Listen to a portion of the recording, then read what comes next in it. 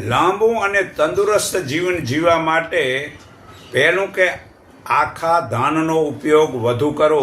તેમાં દલિયા બનાવી ખાવા.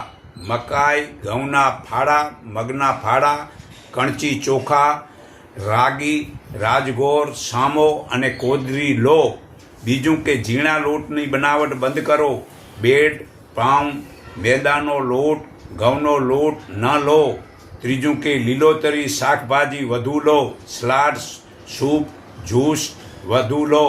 ફ્રૂટનો પ્રયોગ વધારે કરો. ચોથું કે ભૂખથી 2 કોળિયા ઓછું જમો.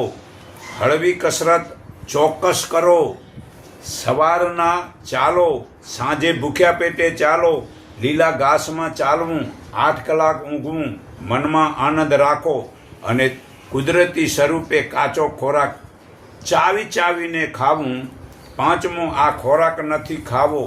વાસી ખોરાક, pizza, burger, industrial fast food, juice food, ice cream, ઠંડા પીણા, પ્રોસેસ ફૂડ, એનિમલ પ્રોડક્શન, માંસ, ચિકન, ચા, કોફી, રિફાઇનરી ખાંડ, રિફાઇનરી મીઠું, રિફાઇનરી તેલ, વેજીટેબલ, ઘી વગેરે ખાવા નથી. તે ઝેર સમાન છે. આનાથી રોગ થાય છે. પાંચમું કે 50 ગ્રામ આદુના ટુકડામાં સંચળ લીંબુનો રસ જમ્યા પહેલાં 1 કલાકે ચાવીને ખાવું.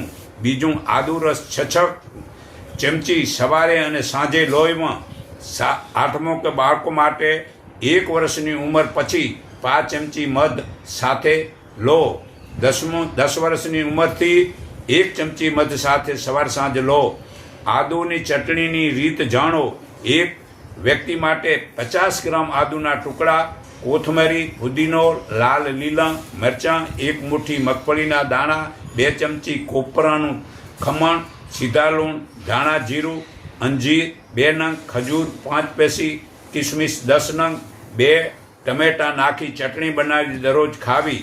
આદુની મુઠિયાનો ઢોકળા 100 ગ્રામ આદુ ખમણી, 200 ગ્રામ દૂધી ખમણી, તેમાં 1 કપ ભાખરીનો જાડો લોટ નાખી બધા મસાલા નાખી તેલથી લોટ મસળી પાણીમાં મુઠિયા વાળી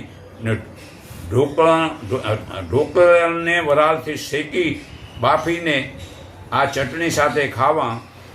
11મું, આદુ ગરમ લાગતું નથી. આદુ શરીરમાં પચ્યા પછી ઠંડુ રહે છે. લંગનમ પરમ ઔષધિ, ઉપવાસ શ્રેષ્ઠ દવા છે. તો આ લાંબુ આયુષ થાય છે. તો વધારે જે